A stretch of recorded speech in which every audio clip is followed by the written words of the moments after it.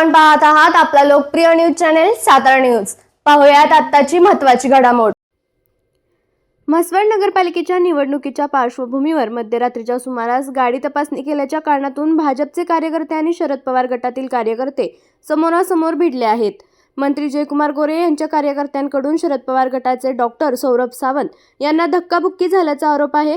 दरम्यान पोलिसांसमोरच मध्यरात्री मारहाणीचा प्रकार घडला, मात्र पोलीस ठाण्यात कोणतीही घटनेची नोंद नाही।